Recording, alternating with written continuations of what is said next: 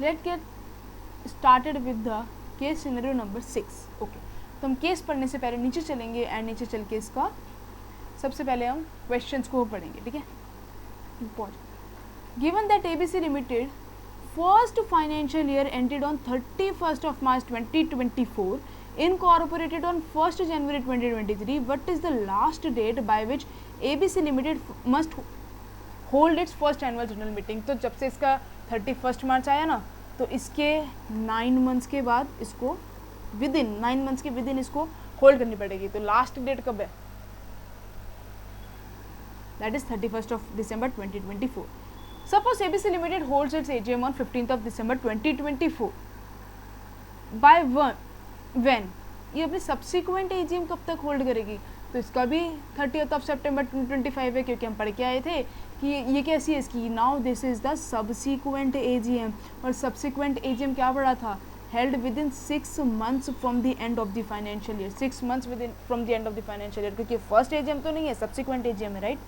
Okay, moving forward. Under the Companies Act 2013, does ABC Limited need to prepare the consolidated financial statement to be presented at the AGM? तो ABC Limited को consolidated financial statement बनानी पड़ेगी कि नहीं बनानी पड़ेगी? चलो देख लेते हैं यहाँ पे. The company has a wholly owned subsidiary XYZ Limited. क्योंकि कंपनी के पास यहाँ पे wholly owned subsidiary है, तो yes, because it has one wholly owned subsidiary and an associate company. तो पहली बात यहाँ पे होल्डली ऑन सब्सिडरी, यहीं पर ही बात खत्म हो जाती है कि हाँ इसको बनानी पड़ेगी यहाँ पे consolidated financial statements, right? Definitely yes. Okay, now moving forward to the question number 4. What does this question say? This question says that what must ABC Limited ensure to pass the special resolution approving the adoption of a new e-commerce business model at the AGM? और special resolution क्या होता है? पहली बात तो हमारे पास 2 resolutions होते हैं, एक होता है ऑर्डिनरी रेजोल्यूशन, एक होता है स्पेशल रेजोल्यूशन. ये स्पेशल बिजनेस में पास किया जाता है और ऑर्डिनरी रेजोल्यूशन ऑर्डिनरी बिजनेस में पास किया जाता है, राइट? तो यहाँ पे ऑर्डिनरी रेजोल्यूशन की बात नहीं हो रही है, लेकिन स्पेशल रेजोल्यूशन की बात हो रही है. तो स्पेशल रेजोल्यूशन कब होता है?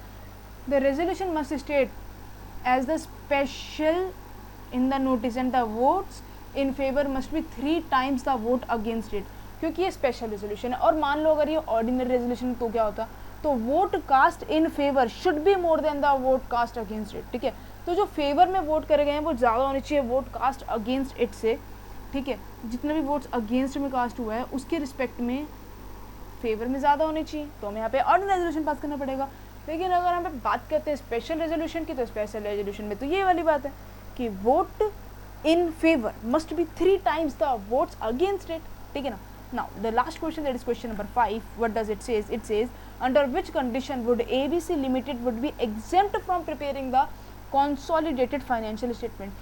एक कंपनी को consolidated financial statement कब बनानी पड़ती? When ABC Limited is a wholly owned subsidiary and all members agree in writing to the exemption. यहाँ पे ध्यान देना कि all members ने agree कर दिया है and the proof of delivery of this intimation is available. तो बिल्कुल ठीक है ए. Thank you very much.